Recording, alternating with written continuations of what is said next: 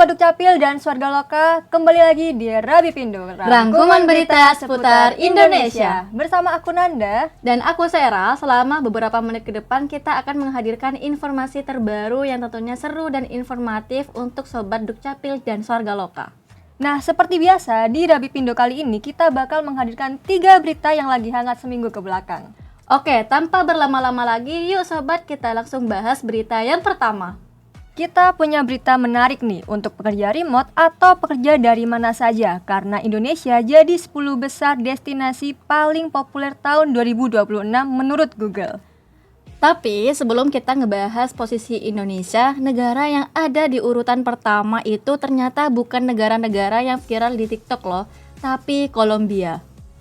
Kolombia lagi naik daun banget. Katanya karena visa mereka gampang, biaya hidup murah, dan kotanya nyaman buat ditinggali jangka panjang, terutama Medellin dan Bogota yang jadi favorit para digital nomads. Buat kerja pun mereka punya visa V-Digital Nomads yang bisa dipakai sampai 2 tahun. Tapi ada syaratnya ya, seperti paspor sah, bukti penghasilan 3 bulan terakhir, sampai bukti asuransi kesehatan. Nah, yang bikin digital nomad tertarik itu juga biaya hidupnya. Di Medellin, banyak apartemen lengkap yang harganya di bawah 500 USD per bulan. Di Bogota malah banyak yang di bawah 400 USD. Itu sekitar 6-8 juta rupiah ya. Buat ukuran kota besar itu lumayan ramah kantong. Plus, kota-kota ini masuk daftar kota paling terjangkau di dunia. Mulai dari harga sewa, bahan makanan, sampai makan di restoran semuanya relatif rendah. Cuma tetap ada catatan ya, pemerintah AS lagi ngasih travel warning level 3 untuk Kolombia karena isu keamanan di beberapa wilayah. Setelah Kolombia, ada Selandia Baru, negara dengan alam super cantik dan visa yang makin fleksibel untuk pekerja remote. Dan posisi ketiganya adalah Costa Rica, negara kecil di Amerika Tengah yang terkenal aman, ramah, dan banyak komunitas digital nomad. Nah, baru setelah itu ada negara-negara Eropa kayak Latvia, Bulgaria, Polandia, dan Slovenia. Dan akhirnya kita masuk ke highlight buat pendengar yang tinggal di Indonesia. Tanah air kita ada di posisi ke-8. Ini menunjukkan kalau Indonesia sekarang semakin dilirik para pekerja remote dari seluruh dunia. Mulai dari Bali, Lombok, Labuan Bajo, Jogja, Bandung, semuanya punya daya tarik masing-masing. Terutama dari sisi biaya hidup yang fleksibel, komunitas digital nomad yang gede, sampai kualitas internet yang makin bagus dari tahun ke tahun. Oke, itu tadi soal negara-negara terbaik buat digital nomad. Sekarang kita geser dulu ke kabar yang lebih serius, tapi penting banget buat kita semua. Karena baru saja datang kabar dari Malaysia, mereka mengumumkan bakal memberikan bantuan untuk pelajar Indonesia yang terdampak bencana besar di Sumatera. Perdana Menteri Malaysia Anwar Ibrahim lewat akun Instagram resminya menyampaikan simpati dan duka cita yang mendalam buat masyarakat Indonesia, khususnya di Aceh dan Sumatera Utara. Beliau bilang Malaysia turut bersolidaritas dengan Indonesia yang lagi menghadapi masa-masa sulit. Dan sebagai bentuk kepedulian, Malaysia akan menyalurkan bantuan sebesar RM500 Malaysia atau sekitar 2 juta rupiah untuk setiap pelajar Indonesia di Malaysia yang terdampak bencana. Tapi bantuan itu nggak langsung cair. Para pelajar yang terkena dampak diminta untuk mendaftar melalui kampus atau institusi pendidikan masing-masing.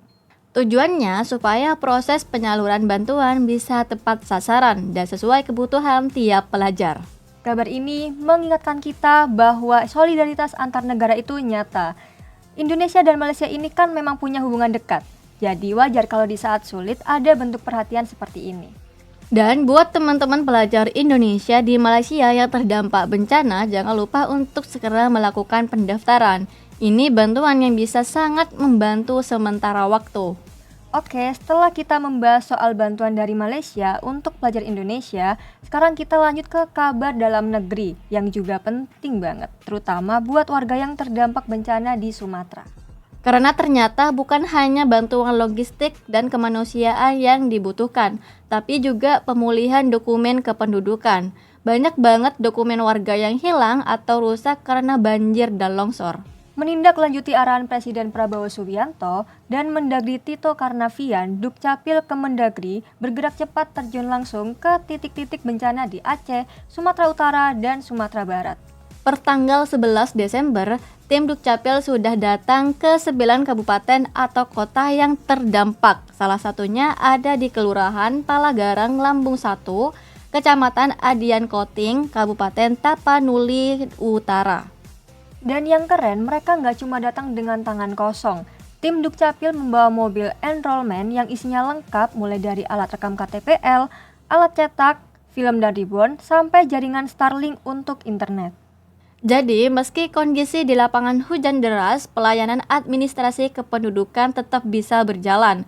Karena dokumen ini penting banget buat warga, dari urusan bantuan pendidikan, kesehatan, sampai identitas diri. Dalam pernyataan resminya, Ditjen Dukcapil bilang kalau mereka didukung penuh oleh Dinas Dukcapil daerah. Jadi, pelayanannya bisa lebih cepat dan terkoordinasi. Dan sebelumnya, Dirjen Dukcapil Teguh Setiabudi juga menegaskan pelayanan kepada masyarakat tidak boleh berhenti. Dukcapil harus hadir di tengah warga meski dalam kondisi darurat. Ini menunjukkan bahwa administrasi kependudukan itu bukan cuma urusan kertas, tapi bagian dari pemulihan sosial pasca bencana. Nah, itu dia 3 berita kita di Rabi Pindo kali ini, Sobat Sorga Loka. Semoga informasi yang kami berikan bisa menambah pengetahuan dan kesadaran kita bersama tentang perkembangan terkini di Indonesia. Biar kalian gak ketinggalan informasi menarik lainnya, yuk follow sosial media kita di bawah ini ya. Sekian Rabi Pindo kali ini, aku Sera Dan aku Nanda, sampai jumpa di Rabi Pindo berikutnya. Bye-bye.